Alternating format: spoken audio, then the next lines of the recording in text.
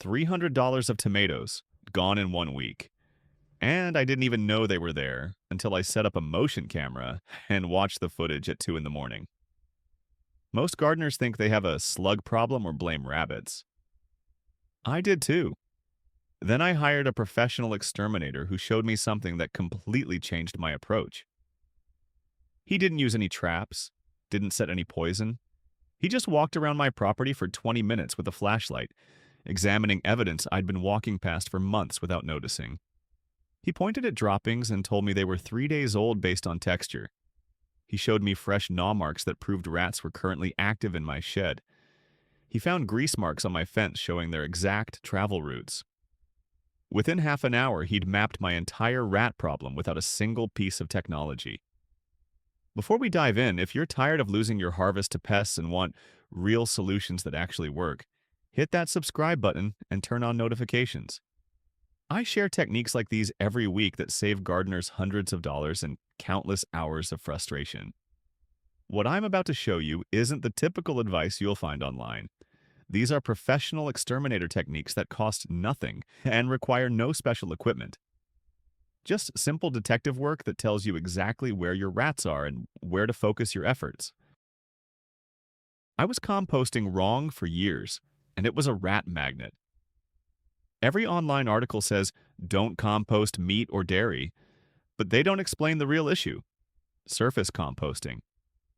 Professional compost management for rodent prevention means hot composting with a strict burial protocol.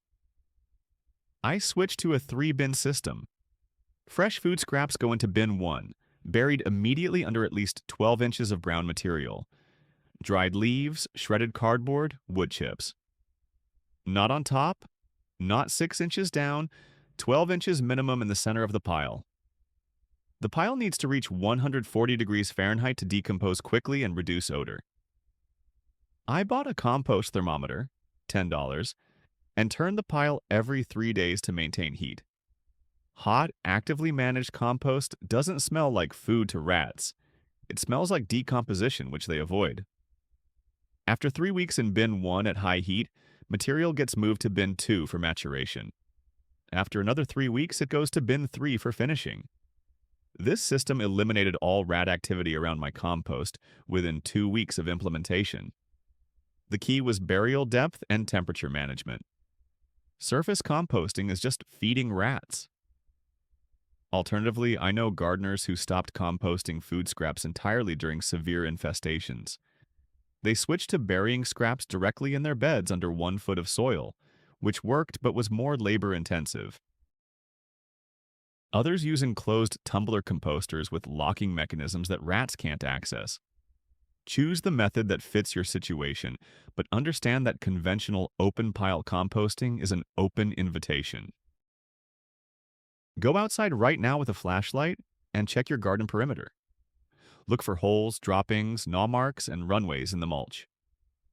Use the inspection techniques I showed you to determine which areas are currently active, not abandoned weeks ago. The biggest mistake I made was thinking a small problem would resolve itself. It doesn't. It multiplies. Every week you wait, your population grows exponentially. The techniques I showed you work, but only if you implement them aggressively and immediately. Start with the professional inspection methods to identify active areas. Pre-bait your traps to overcome neophobia. Rotate bait types to maintain interest. Flood and seal burrows simultaneously, not gradually. Install barriers correctly with L-shaped bends, and be patient with owl boxes while maintaining active trapping in the meantime. This isn't about one magic solution. It's about layering multiple professional techniques until you've created an environment where rats can't survive and can't return. That's how you actually win this fight, instead of just managing an ongoing problem. If you want more gardening strategies that actually work instead of the same recycled advice everyone repeats, hit subscribe. I test everything before I recommend it, and I only share what produces real results. Here's the part nobody talks about. Rats are neophobic. That means they're terrified of new objects in their environment. This is why your snap trap sits there for days without catching anything. The rat sees it, knows it's new, and avoids it completely. They'll starve themselves for up to 3 days rather than risk investigating something unfamiliar. But here's what changed my understanding completely. A single Norway rat needs about 30 grams of food daily. That's one large tomato. But they don't just eat one tomato. They take a bite from 20 tomatoes testing which tastes best. They're sampling your entire garden like it's a buffet. One rat can destroy $50 worth of produce per week without ever eating enough to sustain itself. They're food critics, not just thieves. And if you're thinking, I only have one or two, you're wrong. For every rat you see during daylight hours, there are at least 10 to 15 you're not seeing. Rats are nocturnal and incredibly cautious. If one shows up during the day, it means either it's sick, starving, or your population is so large that the dominant rats have forced the weaker ones to forage during dangerous hours. The breeding math is genuinely horrifying. One pregnant female rat escaped into my neighbor's compost bin in April. By November, a wildlife removal company trapped 47 rats from that single property. Female rats reach sexual maturity at 5 weeks. 5 weeks. They can have litters of 8 to 12 pups every 21 days. If conditions are good, meaning food, water, and shelter, a single pair can theoretically produce 15,000 descendants in 1 year through exponential reproduction. Here's what professional exterminators actually do before setting a single trap. They read the evidence like detectives at a crime scene. No fancy equipment needed, just your eyes, a regular flashlight, and knowing what to look for. This is the skill that separates professionals from homeowners who waste money on traps that catch nothing. I learned this from an exterminator who'd been doing rodent control for 30 years. He walked around my property for 20 minutes, didn't touch a single trap, and told me exactly where my rats were living, where they were traveling, and which areas were most active. Then he taught me how to do it myself. Fresh droppings versus old droppings. This is crucial. Fresh rat droppings are soft, moist, and shiny black. They look almost wet. Old droppings are hard, dry, and gray. If you find them and gently press with a stick, fresh ones will slightly deform. Old ones crumble. This tells you if rats are currently active in that exact spot or if it's old evidence from weeks ago. I was checking areas with old droppings and wondering why my traps weren't working. The rats had moved on. The gnaw mark test. Rats gnaw constantly to keep their teeth filed down. Fresh gnaw marks on wood are light-colored, almost white or pale yellow because you're seeing fresh wood underneath. Old gnaw marks darken over time as the exposed wood oxidizes and gets dirty. If you see bright, fresh gnaw marks on your shed, fence, or raised bed, that's current activity. That's where you focus your efforts. Grease marks on walls and beams. Rats are filthy animals. Their fur is oily and picks up dirt.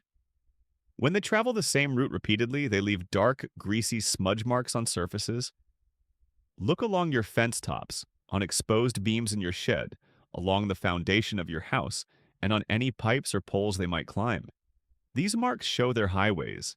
The darker and more obvious the mark, the more frequently they use that route. I found a black streak running along my fence that I'd never noticed before. That was their main pathway from my neighbor's yard into mine. The burrow activity test. This one's simple but incredibly useful. If you find a burrow hole and want to know if it's currently active, loosely stuff a piece of newspaper or paper towel into the entrance.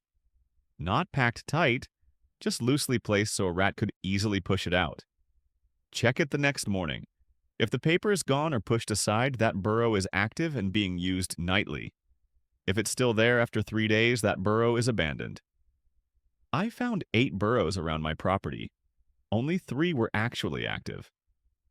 Knowing this saved me from wasting time sealing dead burrows. The low-angle flashlight technique. This is brilliant and costs nothing. Take any flashlight and shine it at a very low angle across dusty surfaces like your shed floor, the top of your fence, or along baseboards. The low angle makes rat footprints and tail drag marks cast shadows, making them clearly visible even in light dust. I did this on top of my garden shed roof and discovered they were using it as a highway to access my gutters. I never would have known without this technique. The fresh versus old urine stain check. Rat urine stains wood and concrete. Fresh urine stains are darker and sometimes slightly damp looking. Old stains are faded and dry. On wood, fresh urine creates a darker patch that stands out. This helped me identify which areas under my deck were currently being used versus areas they'd abandoned. Professional exterminators check this because rats urinate constantly while traveling, marking their routes. Using these techniques, I created a complete map of my rat problem in 2 evenings. I knew exactly which paths were active, which burrows to focus on, and where to place my traps for maximum effectiveness. My success rate jumped from maybe 10% to over 70%. I wasn't guessing anymore, I was intercepting them on their actual confirmed travel routes. Quick question, are you dealing with rats right now, or are you watching this to prevent a problem before it starts? Drop a comment and let me know. And if you're finding this helpful so far, smash that like button so more gardeners can discover these techniques. Here's the second professional technique that most people never hear about: pre-baiting. This is why your traps sit empty for weeks. Because rats are neophobic, they won't interact with a new trap immediately. But you can overcome this with patience. For 1 full week, I placed unset traps in high-traffic areas identified by my tracking powder. I secured peanut butter to the trigger plate using dental floss, but I didn't arm the traps. The rats could eat freely without consequence. For 3 days, nothing happened. The peanut butter sat untouched. On day 4, I noticed it had been licked clean overnight. Perfect. I refreshed the bait but still didn't set the traps. Days 5 and 6, they came back and ate confidently. The trap was now part of their environment, no longer threatening. On day 7, I armed every trap before sunset. By morning, I'd caught 6 rats.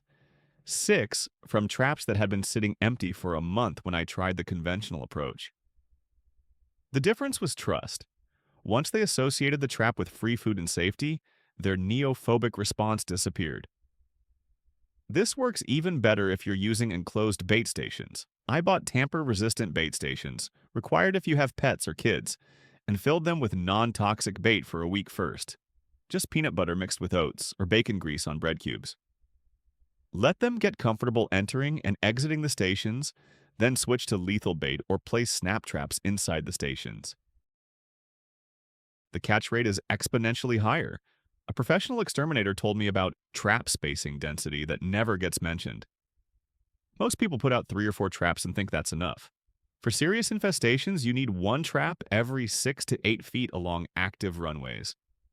I was using 30 traps in my quarter-acre property. Yes, 30. It sounds excessive until you catch 11 rats in one night. Then you realize you were actually under-trapping the entire time. Rats don't forage randomly. They have specific activity periods based on their internal clock and environmental cues. I installed a cheap wildlife camera pointed at my compost area and reviewed footage for a week to determine their schedule.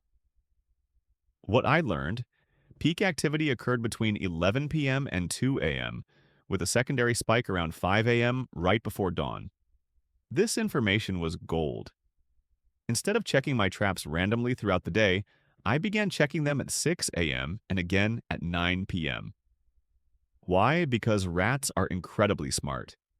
If a rat sees one of its colony members dead in a trap, it will avoid that exact location for weeks. Removing dead rats before other rats discover them prevents this learned avoidance behavior. Additionally, I learned that rats prefer overcast nights and avoid bright moonlit nights when predators can see them better. On full moon nights, I barely caught anything. On dark, cloudy nights, or during light rain, activity exploded. This meant I should focus my efforts on deploying and checking traps during weather conditions that favor rat activity. I also discovered temperature matters more than people think. Rats are most active when temperatures are between 50 and 80 degrees Fahrenheit. During extreme heat or cold, they minimize surface activity and stick closer to their burrows. This explained why I caught nothing during the hottest days of summer, despite clear evidence they were still around. Everyone knows you can flood rat burrows with a garden hose. What most people don't know is that you're doing it wrong. Flooding a burrow once accomplishes nothing. Rats simply dig a new one nearby or wait for the water to drain. The professional technique involves systematic, repeated flooding combined with immediate exclusion. Here's my process.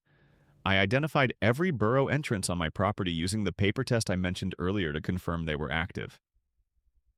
Active burrows have no spider webs across the entrance, and the edges look maintained, not overgrown. I flooded each burrow for 30 minutes using a garden hose placed directly in the entrance. This isn't about drowning rats, though some may die. It's about making the location uninhabitable and forcing them to evacuate.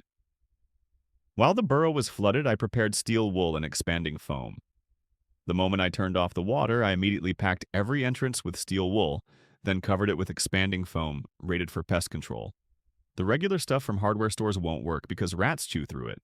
Over this, I placed a piece of hardware cloth cut to size and secured it with landscape staples. This triple-layer approach prevented re-excavation.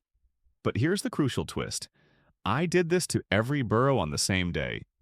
If you do them one at a time over several weeks, the rats just rotate between locations. You need to eliminate all their shelter options simultaneously, forcing them to relocate entirely off your property. It's aggressive, but it's what actually works. I repeated this process every 4 days for 2 weeks, checking for any new digging. Rats gave up after the second round when they realized their comfortable burrow network was permanently compromised. Most people put peanut butter on a trap and call it done. Rats become bored with food. Yes, bored. If they've been eating peanut butter for a week, they lose interest. This is called bait shyness. Professional exterminators rotate baits every 3 to 4 days. My rotation schedule: Monday through Wednesday, peanut butter mixed with bacon grease. Thursday through Saturday, Slim Jims cut into half-inch pieces. Rats go crazy for processed meat. Sunday through Tuesday, chocolate hazelnut spread mixed with oats. Wednesday through Friday, dried fruit leather cut into strips. This constant novelty keeps them interested and prevents trap avoidance. I also discovered that bait placement matters as much as bait type. Don't just smear bait on the trigger plate. Secure it underneath the trigger plate using dental floss threaded through the mechanism. This forces the rat to work harder to access the food, putting more pressure on the trigger and increasing the chances of a clean kill. Another professional trick: use gloves when handling traps and bait. Rats' sense of smell is extraordinary. They can detect human scent on traps and avoid them. I started wearing nitrile gloves for every step of the baiting process, and my catch rate improved noticeably.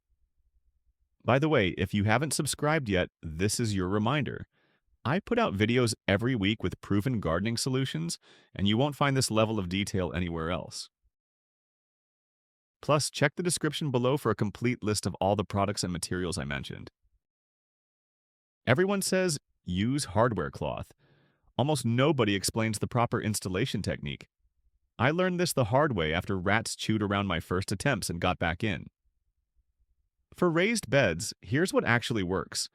1/4-inch hardware cloth buried 12 inches deep, not 6. 12. The cloth should extend up the inside walls of the bed at least 6 inches. But here's the critical part everyone misses. Bend the bottom of the cloth outward in an L shape before burying it. The horizontal portion should extend outward at least 6 inches underground. Why? Rats dig down along vertical barriers until they find the bottom, then they dig underneath. The L-shaped bend forces them to dig outward, not down, and they give up because they don't expect the barrier to extend horizontally. I've never had rats breach a properly L-shaped installation. For buildings and sheds, the technique is different. Rats can fit through holes the size of a quarter. I used expanding foam to fill cracks, but only as a backer material. Over every foam-filled gap, I placed a piece of hardware cloth secured with corrosion-resistant screws. The foam prevents the cloth from being pushed inward, and the cloth prevents chewing through the foam. This combo is virtually impenetrable. Pay special attention to weep holes in brick walls, gaps around utility pipes, spaces where different building materials meet, and any place where wood touches concrete. These are the highest risk entry points. I spent an entire weekend with a flashlight, caulk gun, hardware cloth, and screw gun addressing every potential entry point I could find. It was tedious, but necessary. Everyone suggests installing owl boxes. Most fail because they're installed incorrectly. Barn owls, which are the best rodent hunters, have specific requirements. The box needs to be at least 15 feet off the ground, facing away from prevailing winds with a clear flight path for entry. It can't be near bright security lights or high traffic areas. I installed a barn owl box according to proper specifications on a pole in my back field area, 20 feet high, facing east. Nothing happened for 6 months. I assumed it was a failure. Then one morning at dawn, I saw an owl returning to the box with a rat in its talons. Within 3 months of the owls moving in, rat activity near my garden dropped by an estimated 60 to 70% based on droppings evidence and trap catches. A family of barn owls consumes over 1,000 rodents per year. They hunt at night when rats are most active. It's the ultimate long-term control strategy, but you need patience and proper installation. The mistake most people make is installing owl boxes and expecting instant results. It can take 6 months to 2 years for owls to discover and claim your box, especially in suburban areas. But once they move in, you have free, perpetual rodent control that requires zero effort.